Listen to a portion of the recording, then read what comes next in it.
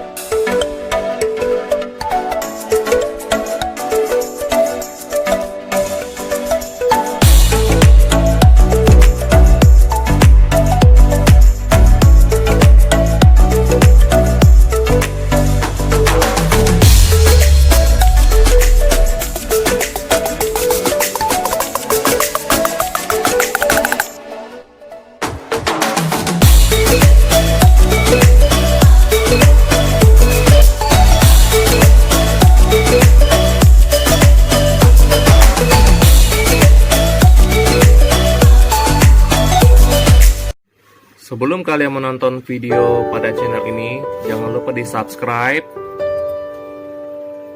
serta nyalakan tombol lonceng untuk mendapatkan informasi terbaru dari channel ini. Terima kasih. Salam orang-orang terbahagia di dunia. FGB Men, be strong in the Lord. Be strong in the Lord, FGB Men. Hari ini Sabtu 30 Mei 2020, Young Movement Nasional FGB MFI Indonesia dalam Future Leader Impact the Nation mengundang seorang pembicara yang luar biasa yang bernama Mr. Suyanto. Beliau adalah CEO Antar Aja, perusahaan yang bergerak di bidang logistik. Dengan topik pembicaraan pada hari ini adalah What's Next? Digital Transformation. Jadi, saksikan video ini dari awal hingga akhir ya. Terima kasih.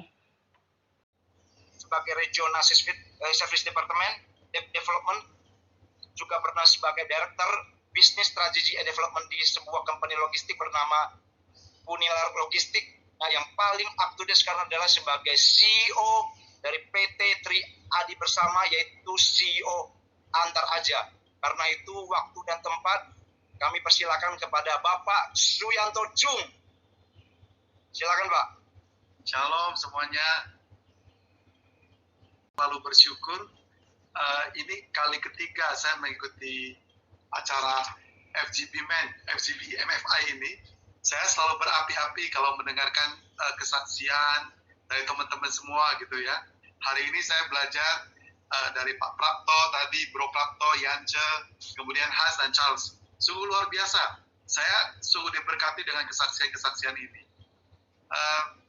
Saya bersyukur, saya beberapa minggu yang lalu, saya pertama kali kenal dengan Pak Rudi gitu ya. Beliau yang mengajak saya untuk bisa bareng-bareng dan belajar bersama-sama teman-teman.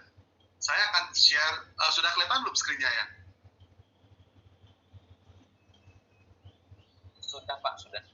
Oke. Saya pengen sharing pengalaman. Jadi yang saya alami, jadi mungkin dalam presentation ini atau dalam sharing ini kita akan banyak belajar mengenai digital transformation. Tapi saya akan berikan contoh-contoh pengalaman-pengalaman supaya kita bisa memahami lebih jelas apa yang bisa kita lakukan. Nah, tapi sebelum kita mulai itu, saya ingin sharing dulu satu firman Tuhan, yaitu Lukas 19 ayat 13. Ini adalah perumpamaan yang Tuhan berikan pada waktu itu mengenai 10 mina. Jadi kalau kita singkat ceritanya, kalau kita baca di sini kan ada ayatnya. Tapi saya akan bawakan gini aja, bahwa sesungguhnya ayat ini pas banget sebagai buat pengusaha, buat businessman gitu ya. Dikatakan ia memanggil 10 orang hambanya dan memberikan 10 mina kepada mereka. Katanya, pakailah ini untuk berdagang sampai aku datang kembali. Nah ini luar biasa, karena kita diberikan tugas, diberikan kalau di kami bilang amanah gitu ya. Tapi ini tugas yang Tuhan berikan, kepercayaan yang Tuhan berikan, bahwa kita itu diberikan kemampuan untuk berbisnis, untuk melipat gandakan apa yang Tuhan percayakan. Nah, saya yakin buat para pengusaha, para businessman, para entrepreneur, ataupun profesional, kita semua punya tugas yang Tuhan berikan bagi kita. Tuhan sudah kasih kepada kita. Nah, itu satu hal yang selalu kita ingat. Nah, yang nomor 2 adalah gini. Di dalam setiap tugas yang Tuhan berikan, Tuhan kita luar biasa. Tuhan selalu melengkapi. Tuhan selalu mencukupkan apa yang diperlukan ketika kita menjalankan misi kita. Nah, ini kutipan yang saya ambil. Ini sebenarnya bercerita mengenai kisah ketika Nabi Musa itu diminta untuk membangun kemah suci dan beserta segala peralatannya. Arsiteknya Tuhan. Kalau kita baca di Keluaran 25, pasal 25 terus, kita akan lihat detail, satu persatu Tuhan tunjukkan. Tuhan kasih hikmat. Nah, saya yakin para businessman pun, Tuhan akan kasih hikmat kepada kita. Sedikit, satu persatu detail mengenai apa yang bisa kita lakukan. Asal kita mau komunikasi dengan Tuhan, kita mau cari Tuhan untuk mengerti apa yang mau dilakukan. Nah, yang sangat menghibur adalah gini. Ternyata di ayat 2 dan 5 di pasal 31 ini, Tuhan itu ternyata memenuhi. Saya bacakan aja. Berfirmanlah Tuhan kepada Musa, lihat, telah kutunjuk Bezalel bin Uri bin Hur dari suku Yehuda, dan telah kupenuhi dia dengan roh Allah, dengan keahlian, dengan pengertian, dan pengetahuan dalam segala macam pekerjaan. Untuk apa? Untuk membuat berbagai rancangan, supaya dikerjakannya dari emas, perak, dan tembaga, untuk mengasah batu permata, supaya ditata, untuk mengukir kayu, dan untuk bekerja dalam segala macam pekerjaan. Nah, ini Tuhan yang luar biasa. Sangat detail. Kalau mungkin teman-teman di gereja masing-masing berpikir, oh ya, yang diurapi Tuhan, yang dipakai Tuhan, itu biasanya pengkhotbah, biasanya yang melayani di mimbar, atau pelayanan-pelayanan di gereja. Gitu. Ternyata nggak demikian. Tuhan itu sebegitu care dengan bisnis, dengan apa yang kita kerjakan. Sehingga Tuhan juga mengurapi kita dengan berbagai keahlian, pengertian, ide baru. Tadi kita dengar sharing dari teman-teman kita di depan, itu adalah ide-ide yang Tuhan berikan. Gitu. Nah, next-nya adalah gini, saya pengen share mengenai digital transformation, tapi sebelumnya ada hal yang basic dulu. Ada 2 poin yang saya mau share sebelum kita masuk ke digital transformation, gitu ya. Nah, yang berikutnya adalah gini, hal pertama di dalam berbisnis, kita harus memilih industri yang benar, industri yang tepat. Nah, kalau kita lihat gambar di bawah ini, ada gambar anak lagi main layangan. Ini gambar ini benar-benar literally perkataan dari mentor saya. Saya punya mentor saya namanya Pak Teddy Rahmat atau Pak TP Rahmat. Beliau selalu bilang gini, kalau kita mau main layangan, itu di angin yang kenceng. Kenapa? Kalau kita tarik aja layangannya, itu cepat naiknya. Nah, ini menggambarkan bahwa ketika kita memulai bisnis, kita harus benar-benar lihat industri yang lagi booming atau lagi naik daun. Sehingga kalau kita pilih industri yang tepat itu, sedikit ajakin effort kita, itu akan langsung cepat naiknya. Nah, gampang apa enggak? Tidak, teman-teman, tidak. Tapi itulah di mana kita itu minta Tuhan tuntun. Kita mengadakan research, kita cari, kita baca news, kita baca research, kita observe ke lapangan, kita lihat calon-calon pelanggan kita. Nah, tentunya itu yang harus kita lakukan supaya kita masuk ke right industry. Kita nggak pernah tahu, hari ini ada COVID. 6 bulan yang lalu, atau mungkin 4 bulan lalu, kita mungkin nggak tahu, gitu kan. Nah, itu yang pertama. Kalau buat teman-teman yang baru memulai bisnis, minta tuntunan Tuhan, lakukan research, observe, apa yang perlu kita lakukan, supaya kita dapat industri yang tepat. Nah, lalu bagaimana dengan teman-teman yang udah ada? sudah jalan di bisnis sekarang. Nah, ada 3 hal sarannya. Yang pertama pasti continuous improvement. Bagaimana terus kita meningkatkan kompetensi kita bikin produk kita lebih lagi. Kedua, extension. Atau yang ketiga tadi, ada yang bilang, udah saya putusin untuk jam aja ke industri yang lain. Nah, karena dulu saya pernah kerja di Xerox, saya kasih contoh gitu ya. Kalau teman-teman tahu, sebenarnya Xerox itu dimulai dengan satu perusahaan namanya Helloid Photographic Company. Dulu bisnisnya adalah bikin kertas foto dan bikin peralatan fotografi. Berjalannya dengan waktu, kompetisi berubah, industri berubah, customer behavior berubah, kemampuan mereka, kompetensi mereka juga berubah. Akhirnya kita tahu seperti hari ini bahwa Xerox itu adalah office equipment. Mereka giant di automation juga. Mereka punya mesin-mesin fotokopi, mesin-mesin multifunction, mereka punya software. Tapi dimulai dari apa? Dari improvement yang di awal. Nah, saya yakin teman-teman juga demikian. Bahkan ada yang lebih unik lagi. Satu lagi, teman-teman pasti pernah dengar Fuji Film ya.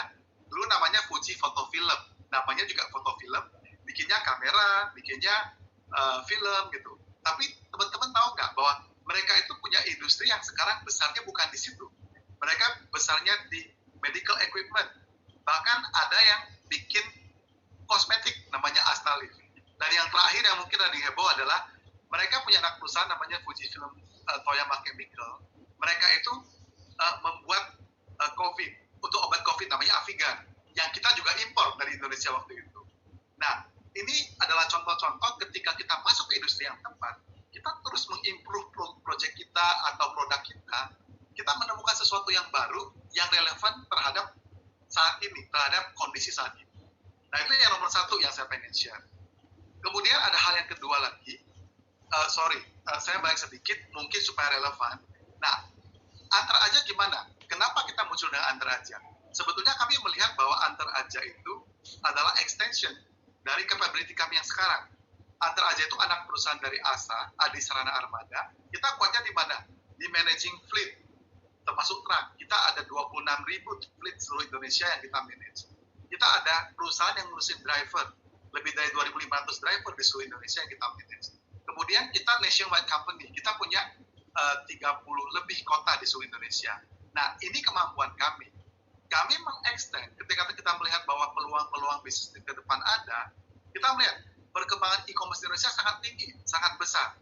Makanya kami memutuskan bahwa, kalau gitu dengan logistik ini, ketika e-commerce meningkat, pasti pengiriman meningkat. Nah, kami memutuskan untuk masuk ke industri logistik pengiriman paket. Yang kita lihat adalah extension dari capability yang sekarang. Nah, itu yang pertama. Yang kedua, basic yang kedua adalah gini. Kita harus memilih leader yang tepat. Nah, kenapa leader penting? Saya mengutip yang Maxwell katakan, everything rises and falls on leadership. Jadi seorang pemimpin itu sangat penting sekali.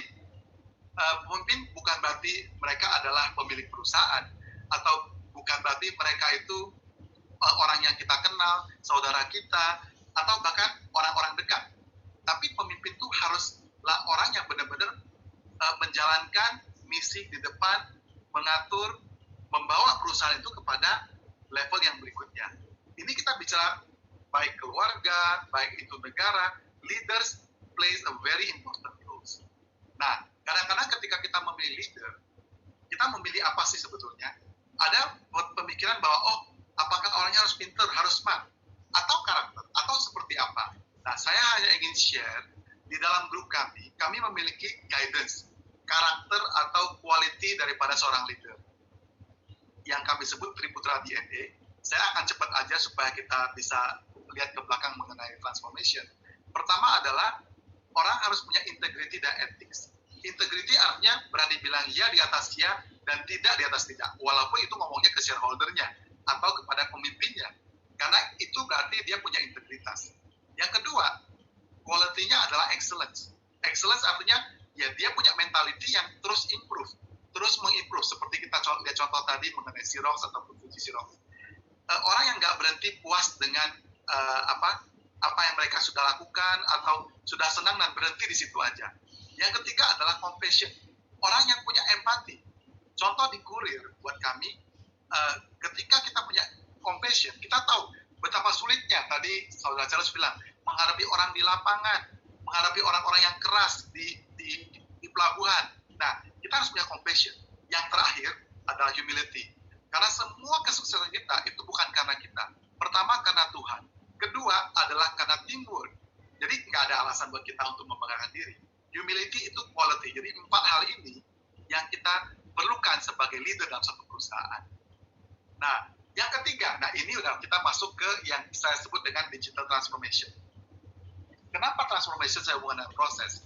Karena ketika kita bicara mengenai mencapai sesuatu, itu bicara proses. Sebetulnya hasil atau result itu cuma efek aja dari proses. Kita boleh punya cita-cita yang tinggi, kita boleh punya mimpi yang sangat besar, tapi itu nggak akan terjadi kalau tidak kita apa yang kita lakukan hari demi hari itu menentukan di ujungnya kemana. Makanya the right process inilah yang sangat penting. Dan kalau kita relevankan dengan saat ini, proses yang sekarang diperlukan adalah bagaimana kita mengubah bisnis kita dengan di mana teknologi informasi itu sudah semakin mempengaruhi bisnis, mentransform bisnis kita.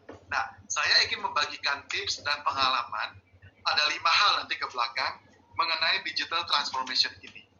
Yang nomor 1, simple. Kita bisnisnya tetap sama, tapi bagaimana kita mendesain experience yang baru atau bisnis model yang baru dengan teknologi. Nah, lebih mudahnya saya kasih contoh gitu ya. Kalau kita lihat, misalnya ojek pangkalan lawannya ojek online. Mungkin 7-8 tahun yang lalu kita nggak pernah kepikiran bahwa yang namanya bisnis kayak Gojek atau Grab itu bisa sampai menggurita, bahkan menjadi dekakon gitu ya. Nah, padahal bisnisnya sama, transportation. Tapi apa value-nya, apa experience-nya? Nah, yang jelas saya contohkan ada 3 hal yang berbeda. Kalau dulu kita pakai ojek, ya kita ketemu abang-abang ojek, kita nego dengan mereka, udah kita jalan. That's it. Tapi dengan teknologi, ternyata kita dapat service experience berbeda. Kita jadi bisa tahu bahwa, yang kita naik itu, orang abang Gojek itu, dia punya reputasi seperti ini. Harganya juga kita nggak usah nego-nego lagi, kita udah clear dengan fair pricing. Dan yang ketiga adalah rasa keamanan, karena kalau orang lain naik, kita bisa track journey-nya kemana aja. Nah, ini satu contoh bagaimana kita mendesain new experience, dan itu hanya dimungkinkan dengan teknologi. Nah, kalau diantar aja, yang kita lakukan gini, bisnis paket itu udah lama, udah sangat lama, sangat manual, sangat tradisional. Ketika kami masuk ke bisnis ini, kami juga menyadari, kami udah paling belakang masuknya. Oleh karena itu, kami itu lihat pengalaman. Apa yang harus kami lakukan? Nah, yang kami rubah adalah gini. Kalau tadinya orang ngirim paket itu harus datang ke gerai, harus manual, datang, antri, tunggu counter untuk masukkan informasi, kami rubah semuanya dengan teknologi. Sehingga mereka itu, yang tadinya kirim paket harus pergi, nggak usah. Sekarang hanya dengan aplikasi saja, baik mau di Google atau di iOS, namanya Antar aja, mereka bisa order paket, dan nanti kurir kami, atau kami sebut Satria, akan datang dan mengambil. Dan setelah itu mereka bisa bayar cashless, mereka bisa track at the point ketika setelah terima parcel kepada Satria kami. Nah, rupanya bisnis model ini itu sangat tepat sekali pada saat masa pandemi ini. Sehingga kami berdiri di awal ya, mungkin baru 1 tahunan, tapi pada saat tahun pertama, 10 bulan pertama, kita udah mencapai 100.000 parcel per hari pada waktu itu. Tapi di masa pandemi, kami berlipat jadi 200.000 parcel. Jadi di bulan April, bulan Mei, kami itu panen banyak sekali. Kenapa? Bisnis modelnya kebetulan pas banget dengan keadaan PSBB, kita stay di rumah. Nah, itu new experience yang pertama. Nah, yang kedua, langkah kedua digital transformation adalah bagaimana kita bangun culture. Yang tadi kan udah ketemu bisnis modelnya seperti apa. Nah, tapi untuk membuat bisnis itu kan kita perlu ada orang-orang, ada tim. Nah, bagaimana kami membangun culture ini? Nah, pertama kami melihat adalah people-nya dulu, orang-orangnya dulu. Nah, kami mencari orang-orang yang memang secara natural itu mereka itu udah terbiasa dengan teknologi. Jadi kalau kita lihat, Antar aja ini startup, rata-rata umur kalau di average itu 28 tahun. Mereka ada yang 24, ada yang sampai mungkin early 40. Jadi kita melihat dulu orang-orangnya itu bisa nggak mengikuti digital DNA, culture-nya mereka. Kemudian kita desain ketika mereka masuk, apa yang kita ajarkan, trainingnya, sistemnya, reward punishment-nya, kita siapkan. Jadi nomor satu, pilihlah orang-orang yang memang udah bisa masuk ke digital DNA, itu yang pertama. Yang kedua, ambient-nya kami sengaja ciptakan. Karena ketika kita deal dengan orang-orang muda, bahkan tadi ada teaser video sebetulnya mungkin belum ditayangkan. Ketika kita mulai, waktu kita set up office, kita pilih apa? Suasana kayak kafe. Jadi tidak ada kantor. Buka kantornya itu meja besar, ada bar yang besar, seperti kafe. Duduknya juga hot seat, jadi tidak ada yang tetap. Tidak ada ruangan manajer, tidak ada ruang GM, tidak ada ruang direktur. Dress code-nya pakai kaos seperti di gambar ini, atau pakai satu pesanan kaos. Kenapa? Karena kita mau buat anak-anak ini relax, sehingga mereka itu bisa kreatif. Jadi, people-nya kita pilih, ambient-nya kita ciptakan. Yang ketiga adalah teknologi dan prosesnya kita buat. Nah, ini benar-benar terasa ketika mulai Maret, ketika ada COVID, Jakarta mulai terjadi. Kami sebenarnya sejak Maret itu work from home. Jadi back office, semua yang bekerja di kantor itu kerja dari rumah. Bukan karena apa-apa, betul kita ikuti pemerintah juga, tapi kedua, karena secara teknologi, secara proses dan tools kita udah siap. Kami punya proses digital di mana approval itu semuanya melakukan dengan soft copy atau dengan digital. Jadi collaboration tools, kalau hari ini kita pakai Zoom, kami juga ada pakai Teams, sharing file, sharing dokumen, semuanya. Nah, ini ketiga ini kita buat supaya apa? Supaya mereka punya out of the box thinking, sehingga waktu create produk baru, mereka berani kasih ide. Karena mereka tahu tidak ada perbedaan antara staff, antara manajer, GM, direktur, semuanya sama. Nah, ini yang kita sebut dengan digital DNA culture yang kita perlu buat. Itu yang nomor 2. Kemudian yang nomor 3, yang saya pengen share adalah new technology. Jadi kita sudah punya business model baru, kita punya culture dan people yang siap. Nah, yang nomor 3 ya, it's a time to act. Kita buat decision. Nah, contoh gambar ini sangat sederhana. Kalau kita lihat di bisnis kami di parcel delivery, itu biasanya kan orang ada gerai, ada tokonya. Kemudian toko itu fungsinya untuk terima order, untuk taruh paket-paketnya sementara sebelum diambil ke hub untuk diproses. Jadi teknologi yang mereka pakai, ya store-nya, ada orang, ada furniture, ada komputer, printer, CCTV, lengkap semuanya untuk seperti itu. Nah, kami berpikir dengan cara yang berbeda, karena kami tahu kalau kami ikut, kami nggak mungkin ngejar kompetitor, karena kami di belakang jauh. Nah, yang kami ciptakan, kami bersyukur karena punya partner yang punya teknologi ini. Kami membuat satu yang kami sebut sebagai Internet Connected Staging Box. Nah, jadi kami tidak punya customer yang datang, tapi paketnya kan perlu taruh di tempat yang sementara. Yang kami lakukan, tools ini sebetulnya adalah tempat orang naruh paket, kurir kami naruh paket. Apa yang kami perlukan? Ya cuma box ini aja. Kita kalau ini modular, modul yang ini yang digambar itu cuma 3 meter kali setengah meter, cuma itu aja.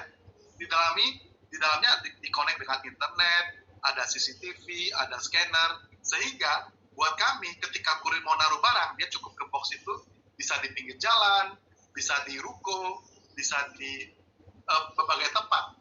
Nah, dia tinggal datang dan scan aja, kemudian nanti dimasukin ke dalam box itu.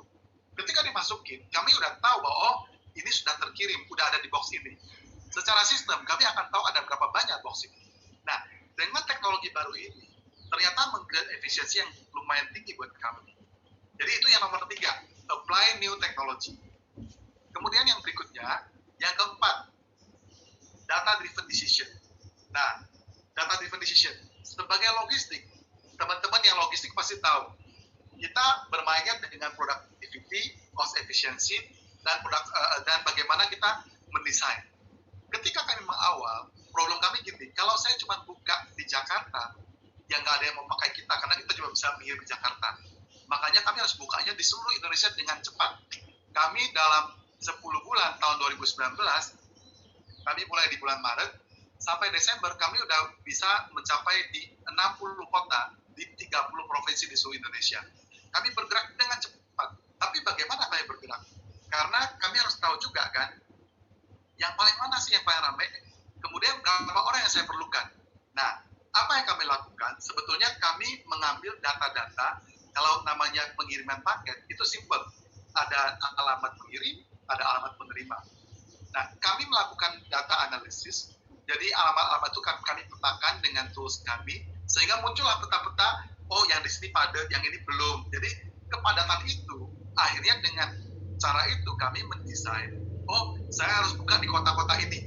Bahkan bukan cuma kota, karena ini adalah pakai sampai detail ke alamat, kami bisa menentukan kami itu perlu di titik mana, di kelurahan mana, di kecamatan mana.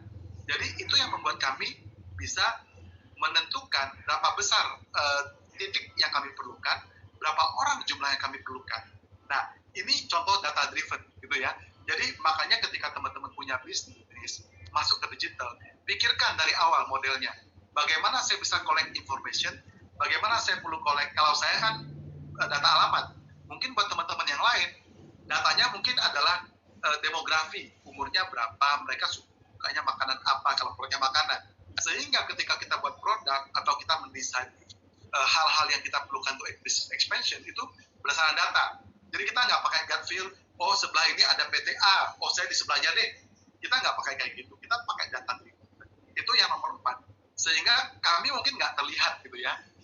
Di network kita sebetulnya kami udah lebih dari 200 titik di 94 kota seluruh Indonesia. Tapi nggak kelihatan. Karena kami benar-benar hanya data. Nah yang terakhir adalah gini, kita harus realistik. Industri yang kami masukin itu sangat cepat, ada banyak kompetisi. Tentunya kalau kami harus buat semua sendirian, it's not possible. Nah, bagaimana caranya? Ya, gampang. Kita meng-assess diri kita, apa sih strength-nya kita, apa sih weakness-nya kita. Kalau kita tahu kekuatan kita di sini, ya kita grow, kita mampukan kekuatan kita. Kemudian kita cari partner yang tepat untuk mengisi kekurangan kita. Nah, itulah namanya partnership. Jadi partnership nggak bisa, oh dia yang kuat, saya nggak punya apa-apa, ya dia pasti nggak mau. Jadi masing-masing. Nah kebetulan kami, karena kekuatan tadi saya sudah share, itu kemampuan kami. Kami nggak kuat di teknologi, kami nggak punya pengalaman di Express. Nah, kami berpartner dengan satu perusahaan di China, mereka punya kekuatannya apa? Teknologi. Di negara asal mereka punya 500.000 kurir. Mereka sudah 20 tahun di bisnis ini. Nah, tapi mereka punya kelemahan. Apa kelemahannya? Mereka mau masuk Indonesia karena Indonesia negara nomor 4 paling besar di dunia. Tapi mereka nggak punya know-how. Dia nggak punya pengertian atau pengenalan Indonesia. Makanya ketika kita buat partnership ini yang menjadi kekuatan kita. Nah, kira-kira itu aja. Saya mau tutup dengan summary 5 poin ini sebagai satu step-step dasar ketika kita mau mulai melakukan digital transformation di dalam bisnis-bisnis kita. Rasanya itu dulu teman-teman. Terima kasih supaya kita punya waktu untuk berdiskusi. Thank you Pak Suyanto Chung, Pak saya Erianto Chang, Pak, thank you banget. Wah ini singkat tapi sangat padat sekali buat kita ya. Ya teman-teman mungkin bisa kasih jempol, kasih icon tepuk tangan, kasih apresiasi buat pembicara kita sambil saya nunggu pertanyaan-pertanyaan. Teman-teman boleh chat langsung di chat grup chat kita. Oke, baik, sampai nunggu mungkin saya akan mulai dengan beberapa pertanyaan Pak Suyanto. Jadi kita di FGB MFI ini kita banyak UKM Pak. Jadi saya lihat ada satu pertanyaan yang mungkin sangat basic seperti itu saya tanyakan adalah tadi bahwa yang paling basic itu adalah kita mesti menentukan industri yang tepat yang benar buat kita Pak ya. Jadi industri mana yang paling tepat karena itu yang paling menentukan kita. Nah, tapi kita semua tahu bahwa di era new normal ini industri yang dulu kita pikir bagus tepat sekarang terus jadi nggak bagus. Buat itu contohnya travel yang dulu kita pikir anak muda pikir seperti sekarang benar-benar jadi industri yang sangat nggak baik atau mungkin kota kecil. Nah, pertanyaan adalah Pak, kita ini sebagian ini bingung Pak. Kita ini mesti, tadi ada pertanyaan adalah kita mesti go on atau kita jump atau kita exit. Kita butuh masukan dari Pak Suyanto. Kira-kira indikatornya apa Pak? Kapan kita mesti exit atau kapan kita mesti continuous kita punya bisnis? Itu Pak, thank you. Oke, teman-teman, saya mengikuti acara kita ini di Sabtu 2 minggu lalu. Saya lihat ada satu slide yang bagus sekali dari Pak Andi Zain, waktu itu dari Kejora, yang dia petakan mengenai industri-industri. Kalau teman-teman ingat, memang kita harus lihat, kita harus analisa dulu industri apa yang kita masukin. Kemarin kalau saya nggak ingat persis industrinya, tapi teman-teman ingat ada industri yang ketika COVID ini terjadi, itu justru malah naik. Jadi industri-industri makanan, tapi kita harus transform. Logistik mungkin kalau kayak ekspor impor atau freight forwarding mungkin rada challenge. Tapi ketika kita ngomong end user seperti Antar Aja itu lagi naik. Industri-industri kesehatan itu naik. Yes. Jadi itu kita harus lakukan naik. Nah, hold on itu ketika kita lihat long mid term-nya seperti gimana. Karena kita belum tahu dan kita nggak tahu apa yang akan terjadi. Kalau kita lihat di dunia, mungkin semua orang udah mulai push new norm gitu ya. New norm artinya ya kita harus mulai kerja lagi. Artinya di situ kita mulai lihat. Tapi kalau nggak salah di presentasi 2 minggu lalu itu membicarakan mengenai properti itu mungkin rada berat gitu ya, rada berat. Nah kita harus make a decision untuk jump. Saya lihat ada yang menarik sih. Misalnya kayak properti, saya lihat Lipo dia rubah jadi rumah sakit malah. Jadi dari properti jadi rumah sakit, hotel jadi hotel karantina, sehingga banyak yang masuk gitu. Jadi ide-ide itu yang harus kita pikirkan teman-teman. Semoga membantu. Oke, sambil nunggu pertanyaan yang masuk Pak, ini mungkin ada satu pertanyaan yang juga sangat basic sekali buat kita Pak. Jadi kita tahu bahwa tadi itu adalah kita ini sebagian punya toko, mungkin di Tanah Abang, di mana di Asam Redgrass atau di Mangga 2 Pak, atau kita juga ada punya company tapi mungkin small medium business ya Pak ya. Nah, pertanyaan adalah sekarang kita udah dagang, kita punya manajer, punya mungkin direktur Pak. Nah, adalah bahwa sekarang tadi pemimpin itu redefine anything Pak. Pemimpin itu pemimpin di perusahaan kita ini akan menentukan bisnis kita ini bisa move on atau enggak, maju apa enggak. Nah, pertanyaan sederhana sekali Pak, pertanyaan sangat basic adalah Pak, kadang kita lihat pemimpin kita ini sekarang mereka mesti berubah, kita mau berubah, tapi mereka nggak mau berubah Pak. Contohnya kan tema kita adalah digital transformasi. Nah, pertanyaannya Pak, kalau manajer kita atau mungkin kepala toko kita ini udah nggak mau berubah, kita mesti bina lagi atau kita binasakan Pak itu? Pertanyaan sangat menarik. Saya rasa gini ya, saya langsung jawab aja ya. Yang pertama kita harus lihat dulu, have we provide everything that he need atau dia perlukan. Pertama, tentunya untuk berubah itu kita perlu ada semacam coaching juga, harus pastiin dulu. Kadang-kadang orang nggak mau berubah karena mereka nggak ngerti gitu, karena dia nggak tahu. Nah, pertanyaannya kita udah cukup belum? Kita komunikasi dengan mereka, potensi-potensi apa yang perlu kita lakukan gitu. Nah, kalau kita udah berusaha memberikan pengertian, kemudian dia memang tetap nggak mau berubah, ya memang itu sulit gitu ya. Tapi bisa jadi ketika kita kasih pengertian, kasih ide, dia bisa berubah. Saya ada pernah lihat gini, waktu itu partner kita kan dari China, saya pergi ke sana, mallnya kosong. Jadi mallnya itu ya sama dengan Mangga 2 gitu ya, mallnya itu kosong, maksudnya nggak ada pengunjung. Yang ada adalah apa? Banyak orang yang lagi bungkus-bungkusin paket-paket kecil. Jadi secara nggak langsung bisnisnya bertransisi. Yang tadinya mereka jualan tunggu orang walk-in, sekarang mereka juga main di e-commerce. Kemudian tempatnya mereka itu jadi processing untuk nyiapin paket. Jadi dia memanfaatkan orang-orang itu untuk mengerjakan itu. Jadi itu yang saya lihat kalau di Shenzhen gitu ya. Saya yakin di Indonesia juga pasti kayak gitu. Oke. Thank you. Teman-teman sambil kita nunggu, ayo teman-teman boleh tulis, Bapak Ibu Saudara semuanya langsung ketik aja. Hari ini kita mau bagi happy juga buat semua yang ada, ya kan? Karena slogannya ini keren sekali ya Pak Suyanto, slogan dari Antar Aja ya, pasti bawa happy. Jadi kalau mau pakai servisnya Antar Aja, tinggal di rumah aja Pak ya. Iya betul. Buat semua kita.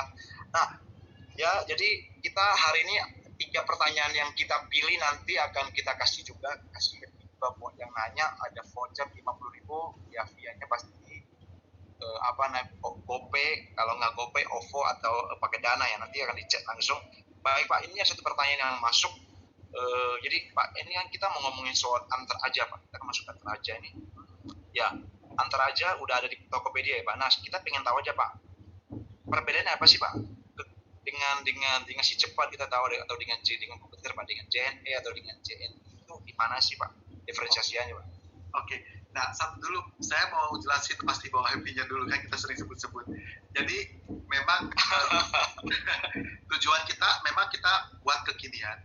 Pasti bawa happy itu adalah apa yang kita mimpikan buat semua orang. Jadi saya nggak mau Antar Ajanya besar tapi kurirnya enggak gitu. Makanya kita pengen impact kepada orang-orang gitu. Pasti bawa happy. Dan kami menyebut mereka adalah happyzen. customer kami happy zone namanya. Nah, perbedaannya apa ya? Keren Pak. Perbedaannya apa? Antar aja itu pertama kita full pick up. Jadi buat para pelanggan customer kami, mereka atau seller, mereka nggak perlu buru-buru atau datang ke tempat-tempat untuk naruh, sehingga mereka cukup di rumah aja. Terutama yang mungkin parcelnya belum terlalu banyak gitu ya. Kalau udah banyak sih pasti dijemput sama semua orang. Itu nomor satu perbedaannya. Jadi kami itu pasti dijemput, mau satu pun kita jemput parcelnya. Yang nomor dua adalah real time tracking. Real time tracking ini maksudnya. Kalau di kita, ketika kita datang paketnya, kurir kita itu bawa handphone application, bawa printers, bawa perimbangan. Jadi dia langsung datang, dia timbang, ketika udah oke, dia langsung print dan tempelin, kemudian langsung di-scan.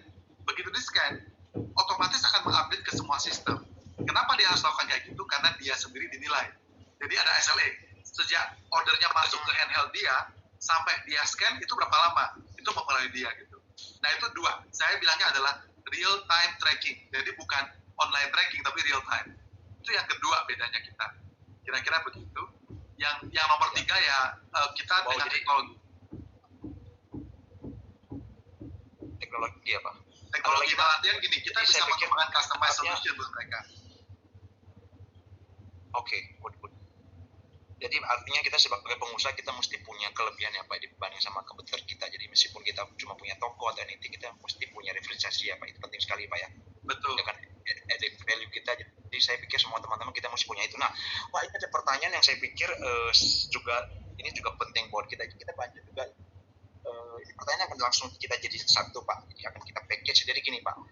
Saya lihat bahwa saya lihat survei di yang ini ada banyak kan umur 35 ke atas, masih generasi apa ya, generasi milenial sekali ya, bukan ya Pak ya, generasi all nias lah ya. Jadi saya lihat bahwa sekarang maaf ya Pak Suyanto, kita ini umurnya udah kita generasi kolonial kali Pak, karena kita tahu bahwa bagaimana gapnya Bapak sekarang menghandle banyak anak muda Pak, generasi milenial yang kita tahu pasti budayanya beda, semuanya beda. Itu yang pertama. Yang kedua langsung Pak, mau kita cipin langsung bahwa ada yang nanya juga bagaimana sih Bapak bisa cari partner. Kan kita tahu bahwa sekarang partner itu sangat ya kan, bagaimana sih, kasih kita tips Pak. Yang kedua itu bagaimana kita bisa cari partner. Karena kalau kita bisa ketemu partner yang tepat, itu pasti bisa scale up kita punya bisnis. Sama aja seperti kita cari partner di rumah kita. Itu ya Pak, thank you Pak. Oke, yang pertama dulu ya mengenai handle anak-anak milenial, cross zaman. Saya yakin Pak Rudi juga bisa share dengan banyak gitu. Boleh Pak, nanti Pak Rudi boleh tambahin juga. Iya, karena gini teman-teman, kita harus belajar sebagai orang yang, kalau saya bilang kita mungkin generasi kolonial Pak. Anda Pak. Iya. Jadi kita harus belajar gini, kita adaptasi. Kita juga harus mulai mengerti bagaimana anak-anak kita berpikir.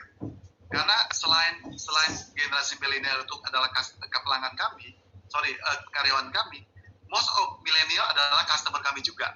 Then we have to know, we have to understand them. Makanya kita menyiapkan itu semuanya. Mungkin itu bagaimana kita menghandle. Tadi saya sudah jelaskan bahwa suasananya kita buat, kita ngerti cara berpikirnya mereka, sehingga kita mengadaptasi gitu. Jadi saya juga rambutnya harus dicat, bajunya pakai kaos aja, pakai jeans gitu. Jangan terlalu resmi. Itu yang satu gitu ya. Yang kedua mengenai partner. Nah, mengenai partner itu teman-teman itu nggak mudah. Tapi nomor satu sebenarnya adalah kita harus cari yang value-nya sama. Pertama gini, kita harus lihat dulu kelemahan kita di mana atau kita lag-nya di mana, kompetensi kita, yang kita perlukan apa akan kita cari. Yang kedua, value-nya sama nggak? Cara berpikirnya sama nggak? Makanya tadi saya menekankan mengenai pentingnya value yang tadi Triputra DNA, karena kalau value-nya nggak sama, ujung-ujungnya kita akan pecah juga gitu. Jadi kalau dari awal kita lihat, ini cari partner tuh kayak orang berumah tangga gitu. Kita harus benar-benar ngerti cocok apa enggak. Nah untuk bisa kayak gitu, minta tuntunan Tuhan. Kalau ada waktu saya sharing dikit, boleh nggak yang ini? Boleh Pak. Nah, saya itu dapat partner ini benar-benar jalannya Tuhan. Kenapa demikian? Wow. Saya waktu itu kan dulu dikatakan saya pernah bekerja di perusahaan logistik yang lain gitu ya, Uninar Logistik. Saya waktu itu masih di sana. Waktu itu dalam rangka saya di perusahaan logistik, saya pernah diundang jadi pembicara di Thailand oleh perusahaan IT. saya jadi pembicara di Thailand, kemudian ada satu orang moderator saya. Nah, pada saat saya ketemu di Thailand, ya sebelum kita mulai sesi sharing itu, dia ngobrol sama saya, dia sharing mengenai, kamu kan di logistik, kamu mau nggak saya kenalkan PT ini, katanya, partnernya saya sekarang. Saya bilang, oh enggak, saya udah ada yang ngaturin, saya bilang. Ya sudah, akhirnya udah. Pada akhirnya saya cuma ketemu dia nggak sampai sehari. Udah, saya balik ke Indonesia lagi. Kemudian ternyata pada akhirnya itu yang saya atur nggak jalan. Akhirnya yang terjadi adalah justru dari dia aturin ketemu dengan ownernya. Jadi ini benar-benar jalannya Tuhan ketika kita ketemu dengan partner itu. Saya nggak pernah kepikiran akan dapat partner itu. Bahkan saya nggak tahu mereka itu siapa sebetulnya. Padahal partner saya itu the largest express di sana, dan dia saat ini mungkin orang nomor 6 atau nomor 7 paling kaya di China. Wow, itu luar biasa, itu kebetulan Tuhan. Saya nggak tahu juga gitu. Jadi saya sarankan ke teman-teman, cari partner, ya cari apa yang kamu kompetensikan, yang kamu perlukan, tapi kamu berdoa. Tuhan akan buka jalan kok, pasti akan buka jalan. Wow, thank you. Benar sekali Pak, ini penting sekali ke teman-teman bahwa karena tangan Tuhan itu yang paling penting. Ketika Tuhan kasih kita kemurahan, kemudahan, itu Tuhan yang membuka jalan buat kita. Thank you banget Pak, thank you. Baik Pak, ini satu titipan, ini ada satu pertanyaan yang menarik juga. Ini ada dari National President kita langsung Pak. Jadi Pak Ardian itu lagi hadir juga Pak, National President kita FGB Indonesia Pak. Pak Ardian nanya Pak, bagaimana sih, gimana posisi finansialnya antar aja Pak sekarang ini? Masih harapin nggak pernah dari luar? Mungkin dari kita sih kalau mau ikutan invest gimana Pak, mungkin aja Pak ya kan. Terus sekarang ya terus mungkin boleh jelasin juga Pak, kan kita sekarang di sini juga ada beberapa anak muda punya startup. Bagaimana tentang vision fund itu Pak, apakah ke depan seperti apa sih startup itu Pak. Thank you Pak. Oke.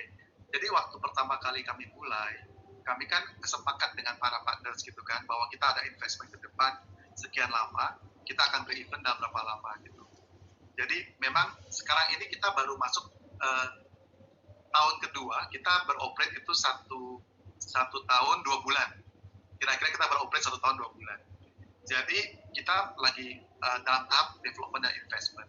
Tadi saya sudah cerita bahwa waktu kita mulai pertama kali, saya ingat di bulan Maret, hari pertama saya dapat customer 3 parcel, hanya 3 paket. Wow.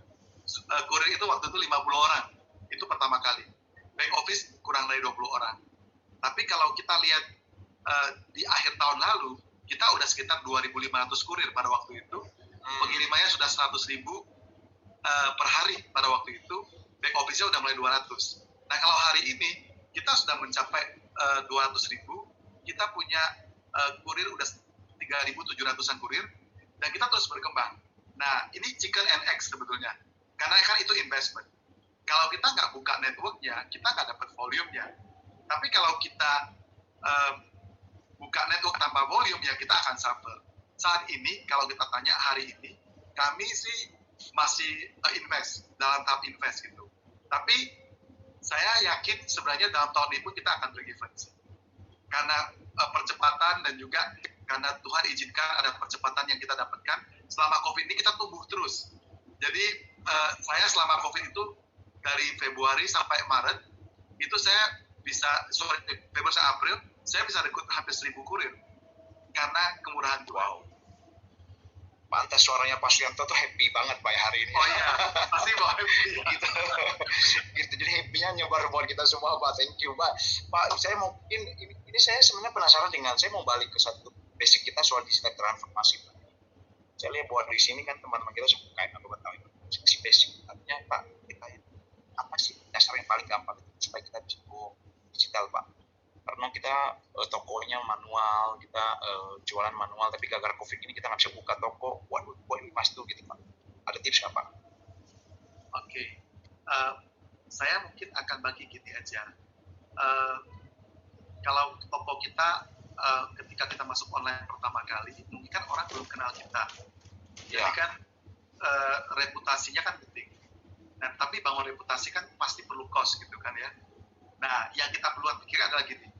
Coba kita bagaimana kita meng-package produknya kita. Tadi yang saya bilang, kita lihat sebetulnya orang tuh butuhnya apa sih? User kita atau customer kita tuh perlunya seperti apa? Sehingga kita waktu kita package, itu kita dapat sesuatu yang berbeda, orang jadi milih. Ya saya kalau simpelnya dan antar aja, orang kalau kirim paket nggak kemana-mana enak nggak? Harusnya enak, apalagi dengan COVID gitu ya, nggak boleh kemana-mana. Nah kami memilih model yang pas, sehingga itu yang membuat kami jadi boom. Kami sebenarnya belum mulai dengan C2C ya, karena ini baru tadi seperti Bro Erianto bilang, kami baru ada di Tokopedia, tapi sebenarnya sebentar lagi di 3-4 yang lain, mungkin bulan depan sudah mulai lagi. Tapi kami belum C2C, artinya retail. Nah, kami akan luncurkan retail mungkin dalam 2-3 minggu ke depan, masih piloting. Tapi kami buat cara yang berbeda.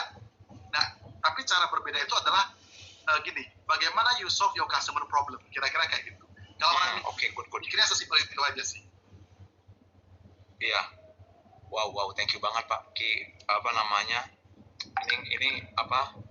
Saya pikir bahwa digital ini kalau kita ngelakuin transformasi digital, kita benar-benar pasti tergilas Pak. Apalagi sekarang udah new normal. Kata new normal atau normal baru ini akan jadi satu kata yang akan jadi normal banget buat kita, Pak.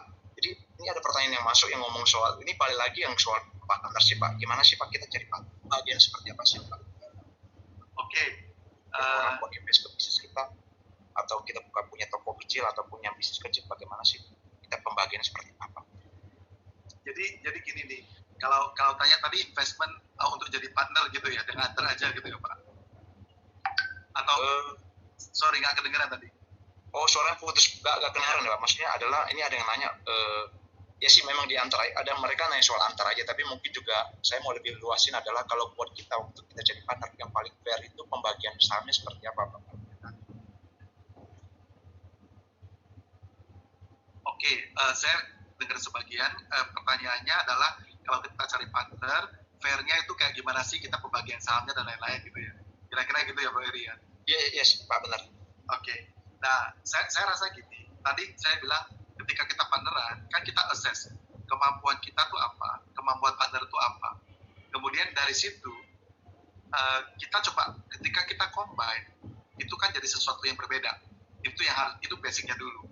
Kalau kita nggak jadi equal partner, kita akan lebih gampang dinego sama orang lain. Misalnya ketika saya jadi partner, saya punya value nih. Jadi bukan karena, gara-gara dia saya sukses, tapi harus berdua. Nah, itu pertama. Kedua ya, kita harus diskusikan adalah gini. Peran kamu apa, peran saya apa. Sehingga kita baru diskusi mengenai bagaimana sih partnership ini. Jadi, sebagai partner gini ya, jangan dua, tapi satu. Maksudnya gini, ketika kita udah masuk dalam partner, itu kan udah bukan dua entity lagi, tapi satu. Makanya harus ada kesepakatan berdua, itu gak mudah. Jadi kayak keluarga lah, suami istri jadi satu, ya sudah satu keputusannya. Bukan ya udah ini istri yang putusin, ini saya yang putusin. Iya. Nah, kayak gitu. Betul. Itu sih teman-teman. Itu saran saya kayak gitu.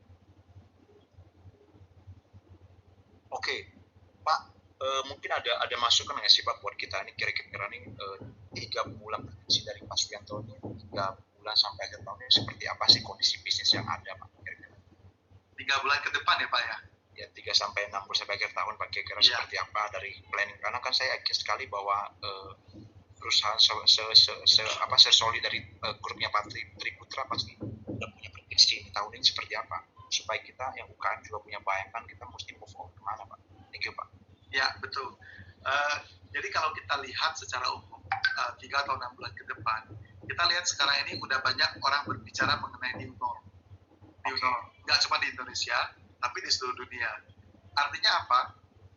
Masyarakat dunia ataupun Indonesia udah mulai menyadari nih, kalau ini ditutup terus, PSBB terus, kita nggak bisa jalan, ekonomi akan suffer. Kalau ekonomi suffer, people akan lebih suffer lagi. Makanya mau nggak mau, kita akan mulai buka nih, tapi bukanya pelan-pelan. Bukanya pelan-pelan dengan cautious protokol kesehatan yang benar, dengan baik, itu akan mulai jalan. Tapi pasti masih ada bagian-bagian orang yang tetap merasa, kalau nggak perlu, nggak mau keluar deh. Ya kan? Artinya kalau dari sisi bisnis itu, roda ekonomi akan berputar, tapi sebagian orang masih akan tetap hold on. Jadi nggak akan langsung jalan dengan cepat. Kalau di kami pun kami bertahap sih. Saya udah akan mulai masuk minggu depan, bukan minggu ini, tapi minggu depan tanggal 8. Tapi saya akan mulai dengan split office. Jadi 50% masuk, 50% di rumah gitu. Sambil kita lihat terus kita berubah. Karena harus digerakkan ekonominya. Nah, kalau dari perspektif bisnis secara kayak manufacturing mungkin banyak terpengaruh. Kami juga ada perusahaan yang di otomotif, di konveksi, yaitu lumayan terimpact. Karena kan demand-nya pelan-pelan gitu ya, akan lebih lama impact-nya. Tapi di satu sisi, logistik kami cukup naik. Sebenarnya selain antar aja, kami juga ada satu produk lagi, namanya titip aja. Dan titip aja targetnya adalah membantu UKM sebetulnya.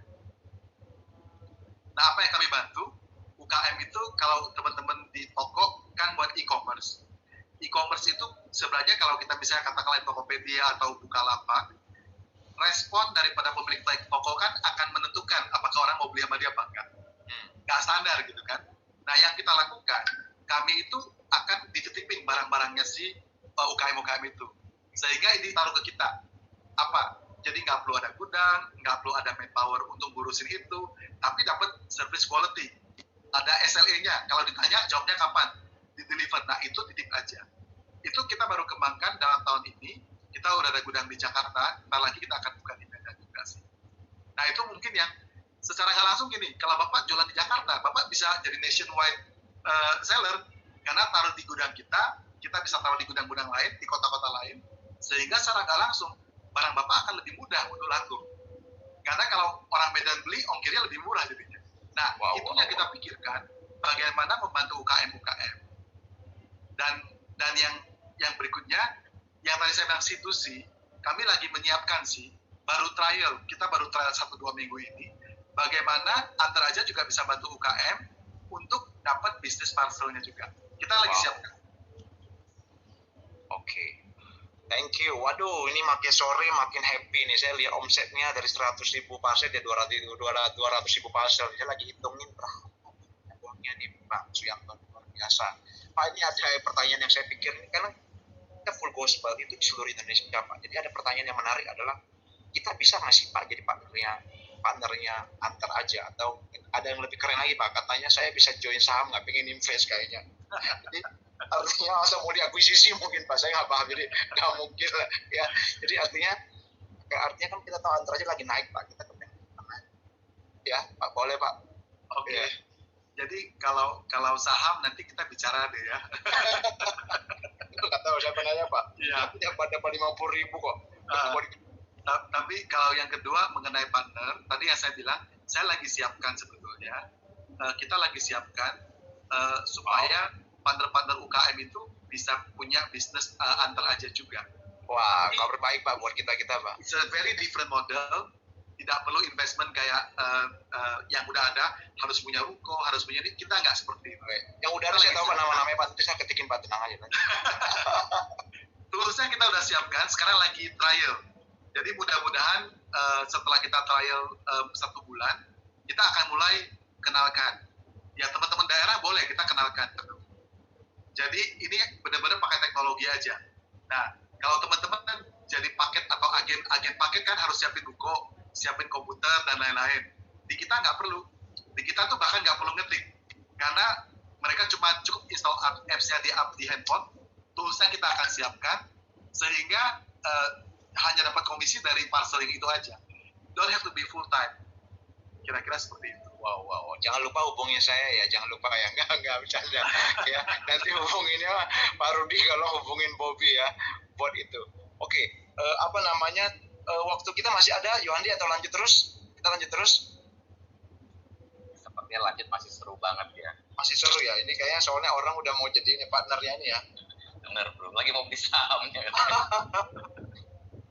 Oke, ini mau ngomongin go public kayaknya nggak terlalu ini. Public apa? Go public ya. Go public mau dijawab nggak Pak? Ada mau dijawab? Kalau mau dijawab boleh Pak. Antar aja itu anak perusahaan public company. Namanya Adi Sarana Armada. Adi Sarana Armada ASA. Udah ASA, udah TBK ya Pak ya. Jadi nggak mungkin TBK. bisa. Betul. TBK ya. Jadi teman-teman jangan lupa habisin langsung beli sahamnya ASA. Beli sahamnya ASA gitu. ASA ya udah pasti naik terus karena anak perusahaannya lagi ini ya. Lagi luar biasa ya. Pak, pengen kasih masukan dong Pak, kita kan banyak juga anak muda Pak. Artinya kita lihat, boleh nggak sih Pak, kadang kita pinter maksudnya gini Pak, kita ngomong soal teknologi. Artinya teknologi itu kita kita berasa bahwa ini pertanyaan bagus Pak. Menurut Bapak talentnya IT di Indonesia itu bagus nggak sih Pak? Antara aja itu lebih pilih pakai IT-nya Indonesia atau thank you. Oke, saya pertama saya backgroundnya juga IT. Saya kuliahnya saya sarjana komputer sebetulnya. Saya juga backgroundnya IT. Kemudian kedua gini, ya bagus apa enggak itu kan relatif ya. Artinya memang kita punya banyak orang IT, kualitasnya oke. Tapi kalau kita bandingkan dengan negara-negara lain memang ada yang lebih advance. Tapi kan ada culture gap. Artinya ketika kita bekerja dengan misalnya programmer dari India atau Pakistan, culture gap-nya kan harus kita pikirkan. Saya waktu pertama kali bikin ini Andra aja, kita dibantu oleh partner kita. Dia punya 250 orang dedicated untuk bantuin saya. By the way, dia punya IT itu 4.500 orang. Jadi 250 itu dedicated untuk kita. Saya terjun 30 orang. Nah, masalahnya adalah bahasanya nggak sama. Kita nggak ngerti.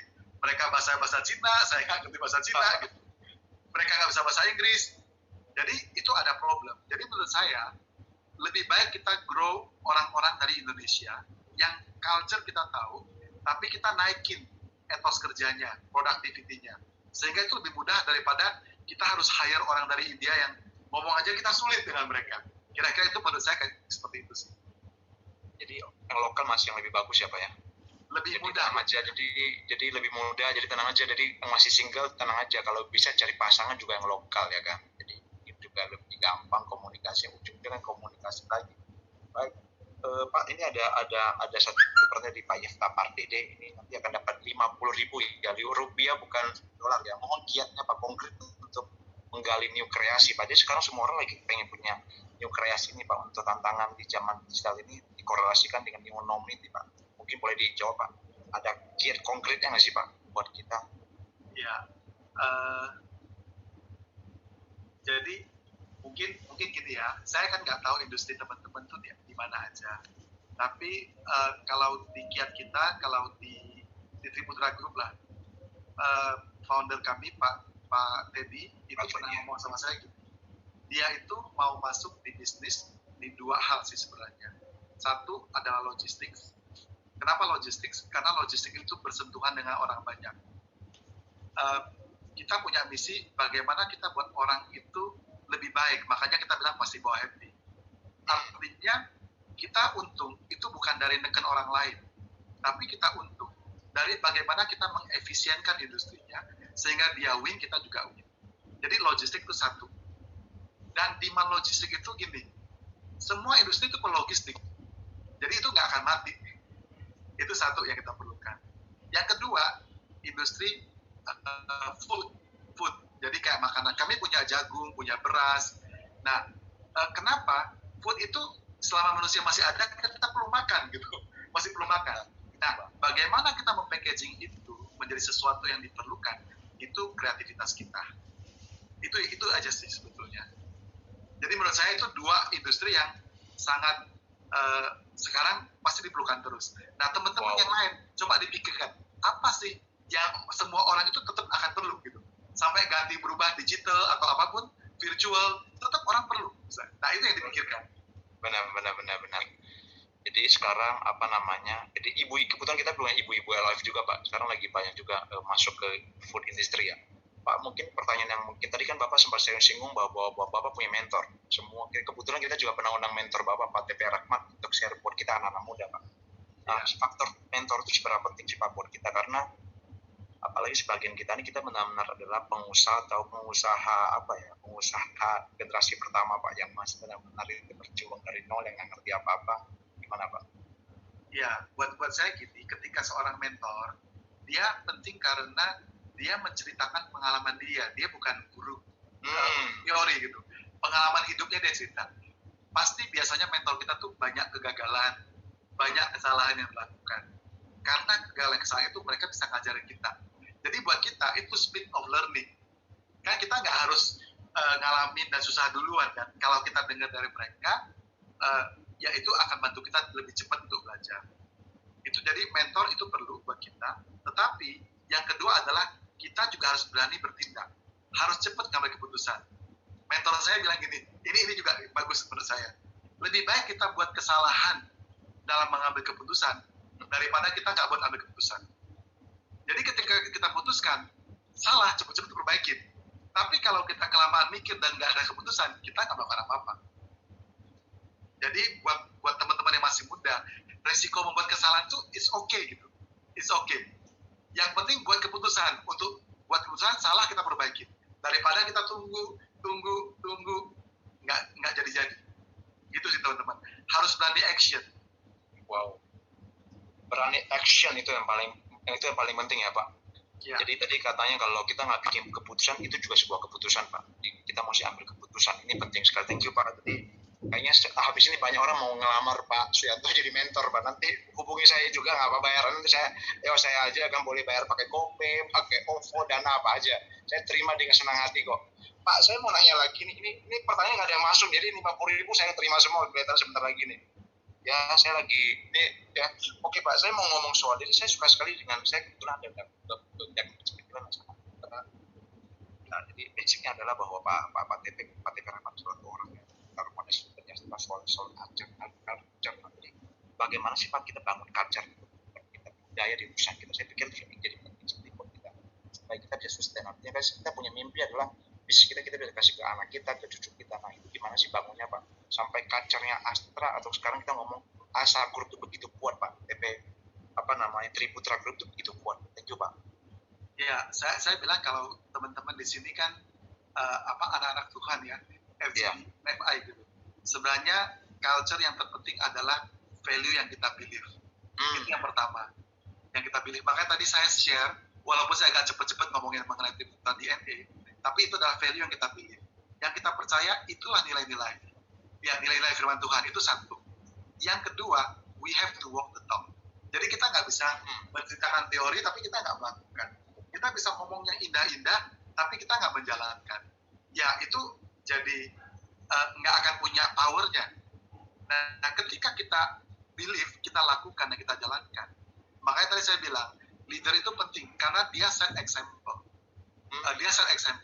Jadi ketika kita punya belief, dan kita lakukan terus secara konsisten, tim kita secara langsung akan terpengaruh, akan berubah. Nah, ketika tim itu berubah, itulah kekuatannya kita, culture-nya terbentuk. Tapi kalau kita cuma menuliskan aja, orang menghafalkan, tapi kita nggak lakukan, ya sorry to say, akhirnya cuma jadi simbol yang dihafalkan. Oke. Wow, keren sekali Pak. Saya percaya bahwa itu jadi fondasi banget buat kita culture itu Pak. Pak, ini ada satu pertanyaan yang saya pikir ini cocok bagus sekali buat kita anak muda Pak. Pak Suyanto pernah kerja di Singapura ya Pak. Saya tadi cek di mana di Food Xerox ya Pak ya.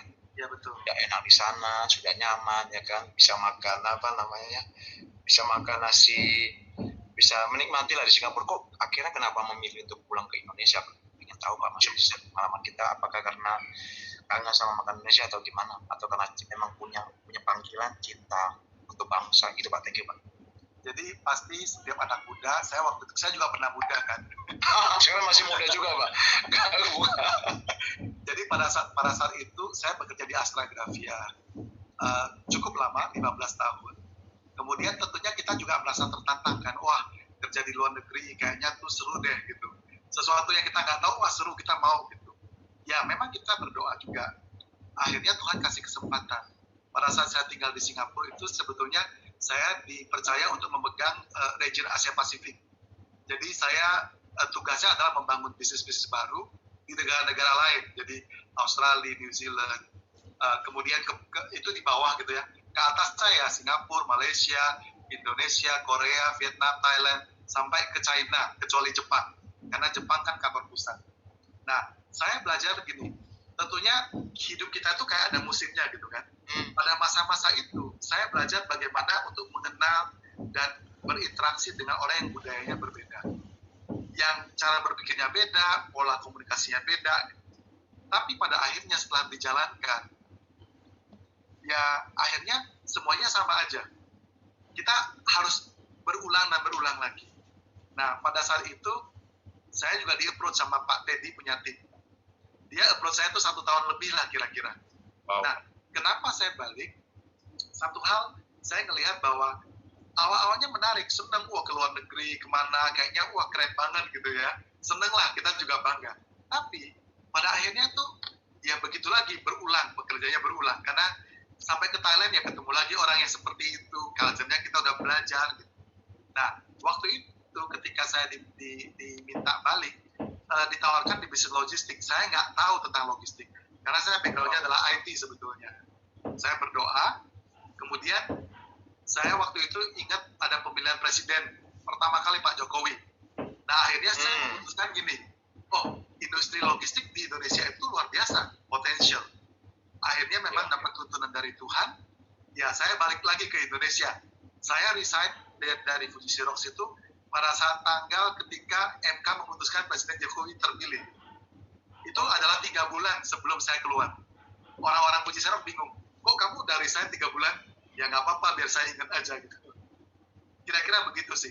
Ikutin tuntunan Tuhan, dan akhirnya ya seperti sekarang ini. Wow, luar biasa Pak. Gak gampang ya Pak. Ternyata memang yang paling penting adalah Tuhan mau bawa kita kemana. Itu yang paling penting.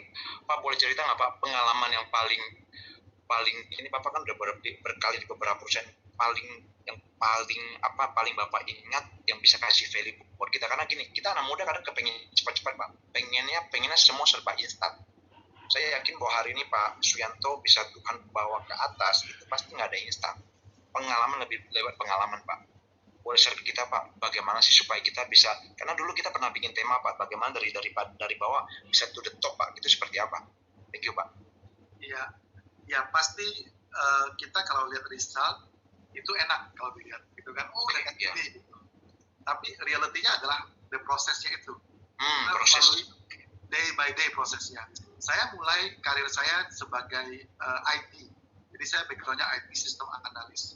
Yang mikirnya ngomongnya sama komputer, komunikasinya juga nggak bagus.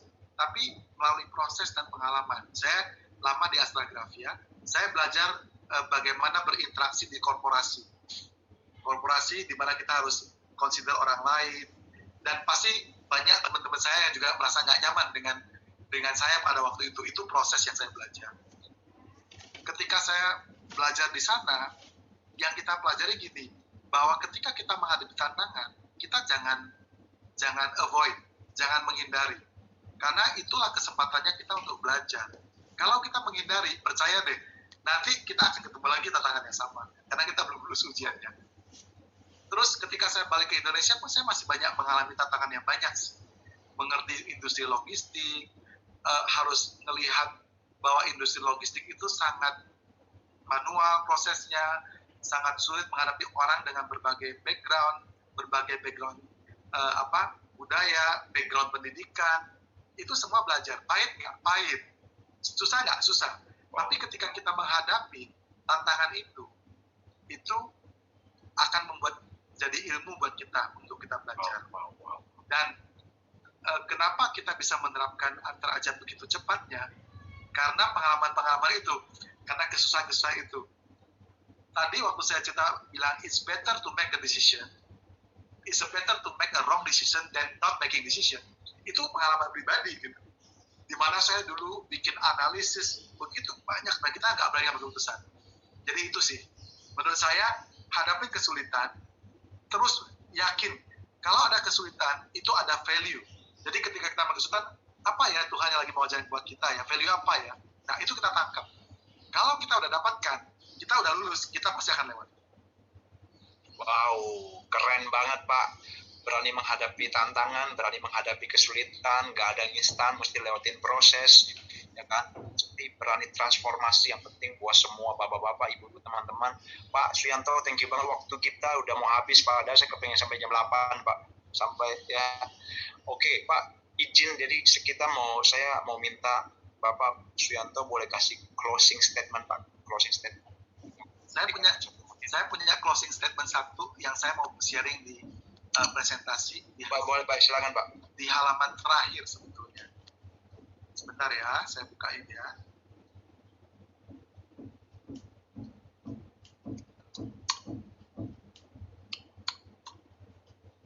Nah ini closing statementnya.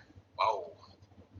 Ingat teman-teman, saat ini dimanapun posisi kalian, one day ketika kalian berhasil, ingat baik-baik bahwa dialah yang memberikan kepadamu kekuatan untuk memperoleh kekayaan.